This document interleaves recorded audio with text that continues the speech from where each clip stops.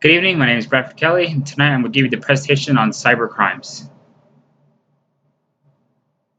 As you can see tonight in my presentation, I'm going to introduce my topic, I'm going to present you the issues that I have with the topic, and a plan that I feel will be able to fix this topic. Cyber crimes. Crimes, as we know, have been since the turn of the century. Crimes have been around as long as we can remember. But cyber crimes has only been around for the last 30 to 40 years since the invention of technology, computers, the internet, and all that stuff. And this is where the cyber crimes has started. And cyber crimes is anything from cyber terrorism all the way over to laundering money through the internet and stuff like that. But the two topics that really I want to talk to you about today is cyberbullying and cyber predators.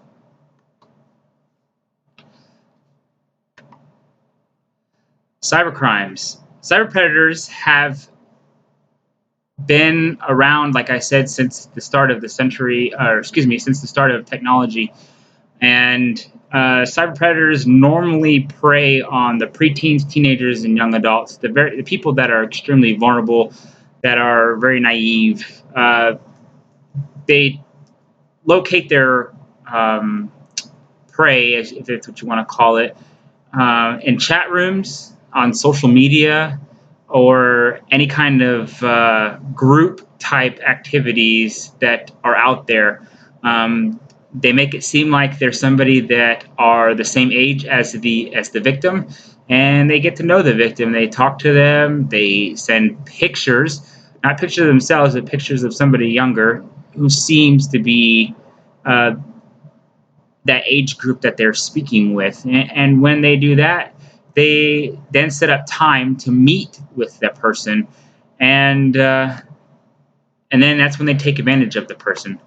As you can see from my research, cyber crimes can affect anybody in our population, but it's normally the people, like I said, that are preteen, teenagers, and young adults. Some of the effects of cyber crimes is post-traumatic stress disorder. They develop trust issues, and they also develop thoughts of suicide, or even at this point commit suicide. As you can see in my research, 1 in 25 have received online sex solicitation, and about 20% of the incidents, as you can see, have affected our young adults, and 15% of our teenagers between the ages of 12 and 17 have also received sexual content on their cell phones, or have sent nude pictures or sexual content on their cell phone as well. The impact of cyberbullying. Cyberbullying has also been around since the start of social media. Cyberbullying is anything from writing nasty emails to someone, or posting something, a comment on social media to someone saying that they're fat, they're ugly, or whatever the case may be. Cyberbullying also affects our young adults and teenagers, because that age group, they want to fit in with their peers, and to do so, they want to make sure that they seem like they are part of the group, and if anybody doesn't agree with them or doesn't like them, then they will try to get them to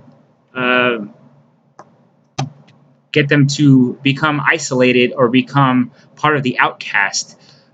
Some of the effects of cyberbullying, again, such as cyber predators, it can cause PTSD.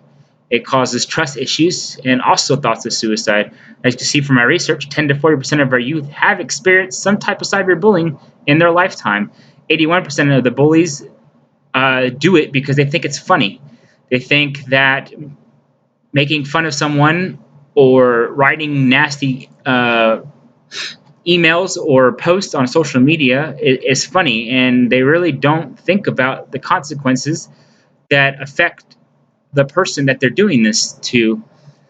Cyberbullying is the number one leading cause of teen/child suicide. Because if you feel like you've been outcasted, or if you feel like you're not part of the group anymore, and the only solution is suicide, and when that isn't true, there is many other solutions out there, as we'll speak further down the road.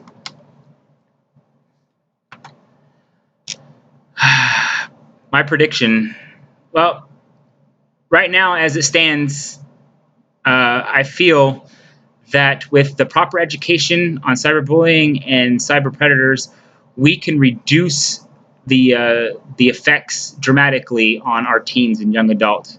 I also feel like cyber crimes need to be punished harsher than they are today. The lawmakers that are sitting in Washington right now and really need to take a look at this and see what it's doing to our youth, and really make sure that if you get caught doing one of these, that you are punished worse than you are today. And as you can see, what kind of effects cyberbullying and cyber predators have on our youth today. I mean, thoughts of suicide, develop trust issues, post-traumatic stress disorder, all of those because of something that somebody else thinks they need to do. All right, now we're going to talk about my plans, some stuff that I feel like we can do to prevent these from happening to our youth. Some recommendations that I have: educate the population. I feel like education and information out there to the public will help reduce or even eliminate the cyberbullying and cyber predators. Again, like I said previously, I think stricter laws on cyber crimes needs to happen, because this is a humongous effect on our youth today. And let's face it, our youth that are growing up now are going to be our leaders and our politicians in the future. And if they have trust issues and stuff like that, what makes you think they're going to make the right decision to go forward with our country? We need to beef up our law enforcement. We need to make it to where every law enforcement has some kind of cyber crimes division, or are out there and understand what cyber crimes does to our youth. Other suggestion that I have is to make our smartphones and our computers safer for our youth out there. Be able to use parental controls and parental safeguards to safeguard the youth that we have.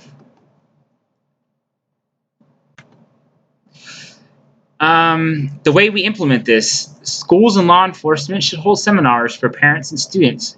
These seminars can inform our population, our parents, on how to look for and what they need to notice if a child is being bullied or is being sexually solicited online. Again, like I've said before, lawmakers need to become tougher with our punishments on these cyber crimes. And we need to make it harder for children to create social media, chat, or email accounts. I mean, that right there will prevent it. If we can make it stricter for them to get some of these online accounts. I know, if I believe it correctly right now, 13 is the minimum age to get a social media account. And let's face it, parents just need to get involved with their children's lives and their social media habits. Without that, your parents could become oblivious, and cyber crimes will continue. The benefits of this is preventing the children from getting taken advantage of. We're cutting down on depression and suicide among our youth. And we're also educating our parents and our students on what to look for and how to avoid being a victim of cyber crimes. And we're also keeping our youth and young adults safe. As you can see, these are my references. Please let me know if you have any questions, comments, or concerns. Thank you and have a good evening.